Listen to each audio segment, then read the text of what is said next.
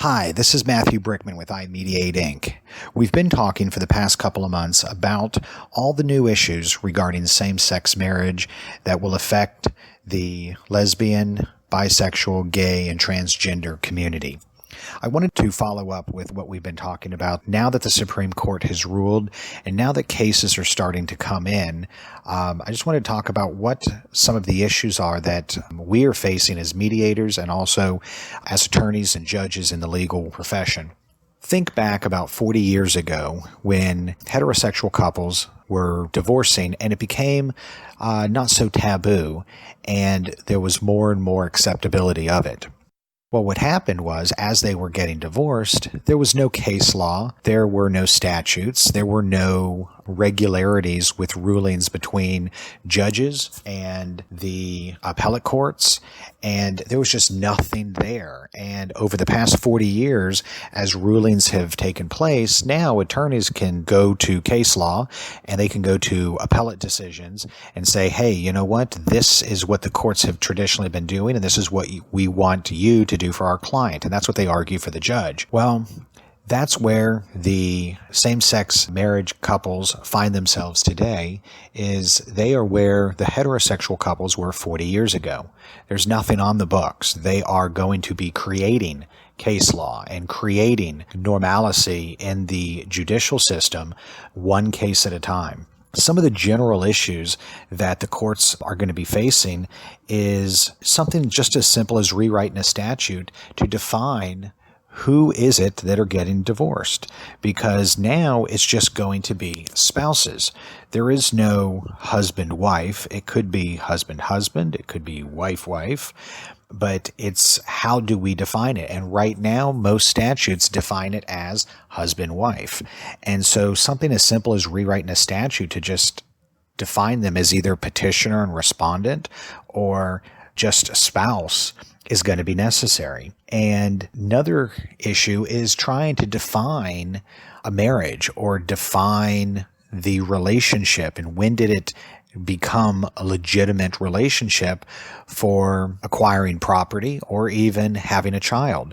Was the child born of the marriage? Well, that's pretty easy when you're dealing with a heterosexual couple, but with a couple from the same-sex marriage, that's going to be difficult because they weren't allowed to marry. So then we go back, and some states had civil unions and some states did have marriage, and so now it's a matter of looking and defining, okay, well, do we go back to when there was a domestic partnership? Was it a civil union? Was it an actual marriage? And was the child or the property acquired during that boundary? And what boundary are we going to use? These are just some of the many issues that are facing the legal community. Also is the issue of real estate titling, because again, it would be easy enough to say, okay, look, was the property and was the real estate acquired during the marriage? Well, that's not enough with same-sex couples, because now it's, well, was it acquired during a domestic partnership? Was it acquired during a civil union or a marriage? Or is there some other entity that may define when that property actually took place, and was it during the confines of this relationship? Another issue is going to be alimony, because how do you define a supportive relationship? Well, with heterosexual couples, that's simple. They were married. But when you've got same-sex couples that were not allowed to marry, when did they become a dependent spouse? When were they reliant on the other spouse?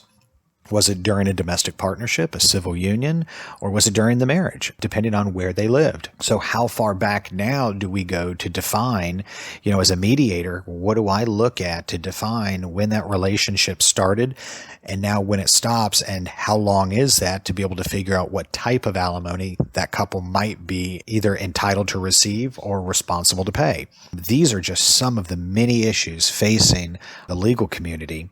And next month, we're going to talk about more issues.